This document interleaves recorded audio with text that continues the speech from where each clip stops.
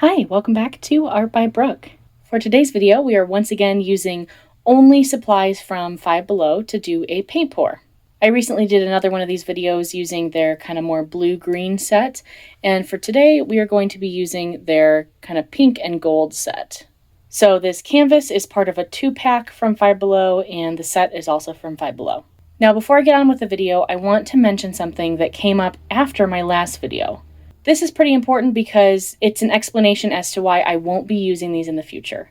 I'm only doing this set because I really want to see what the pinks and gold look like together, and also because I have it and I don't want to waste it.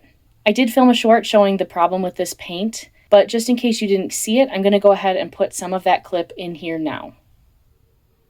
There's nowhere on the box that says that this is acrylic paint, which is what is used in the popular pouring videos, and it turns out this probably is not. Or at the very least, it's not formulated in the same way that almost every other acrylic paint out there is.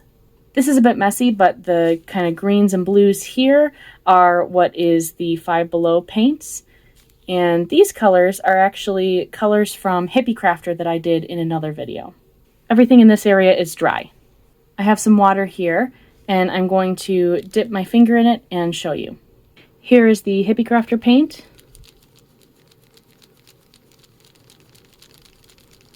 I could keep going, but it is not wiping off. The only color you see here is actually a little bit left over from the Five Below paint. Now I'm going to do the same thing with the Five Below paint. Immediately, it starts dissolving in the water, and it's just re-wet. So as you can see, I don't think this paint is permanent. I don't know how well it's going to last moving forward, and I have no idea how it will do if I try to varnish it or seal it in some way. But I definitely wouldn't hang it up on the wall without sealing it, because if it gets any sort of moisture, you're going to get paint rubbing off on your wall. But all that aside, let's go ahead and do a paint pour since we have the paint here and just see how it looks. And if you have Five Below near you and you just really want to try out some paint pouring, and you don't need it to be permanent, it's just for practice, you could totally go ahead and try this. I just think that if it's something you want to do long term, it's much better to go ahead and invest in materials that will actually be usable for what you want to do. So the colors in this set are Neon Light Pink, Primary Titanium White, which we actually didn't have white in the last one, Pastel Orchid, and Metallic Gold. I'm going to do a tree ring paint pour with these.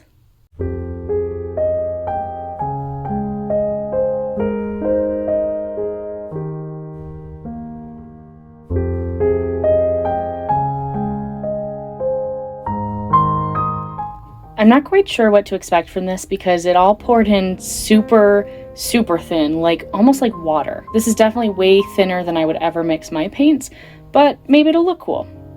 I did shake up the bottles before pouring them in, so I'm already seeing some kind of cells at the top, and that gold, if I remember correctly from last time, did have a really nice metallic effect, so that might give us some cool effects here.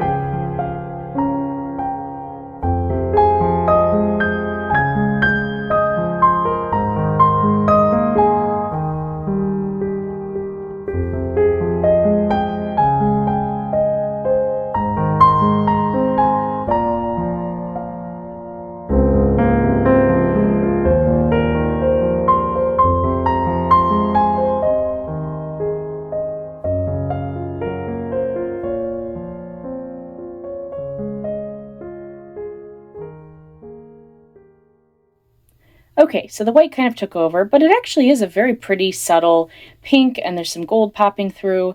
I'm going to use my torch just to see if I can bring anything else up to the surface, and then probably blow on it a little bit to see if I can pop any other bubbles, and then we'll let it sit for a little while and take a closer look.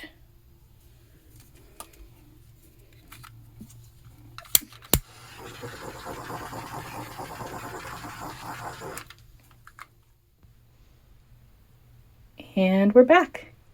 I don't see much has changed. I kind of thought some of these cells might have opened up a little bit more, but they didn't, which makes a lot of sense. If it's pretty thin to begin with, probably there's not going to be a lot of movement afterwards. So let's go a little closer because it's kind of hard to see the detail from back further away. So you can see some of the lines, and it's a very cool, subtle effect. Definitely a little different than usual, but this area is really neat. I like that kind of bright pink popping through and some of that gold. And then down here, you kind of see some of these like cell-ish things, some different colors peeking through. And then going over here, you get some more of those cell things, and then the lines. And as you can see from the edges, it's definitely pulled thin there. Let's see if we can show the edge down here. It doesn't really like staying on the edges, so you see a lot of bald patches. So I do think it looks cool. It's fun to play with. Definitely too thin, so even if it did work as a pouring paint, I probably wouldn't use it, or at least not very often. But because of the way the paint is kind of water soluble after the fact, I'm not sure if I'm using that phrase correctly or not, but it basically, it can just be wiped off with water.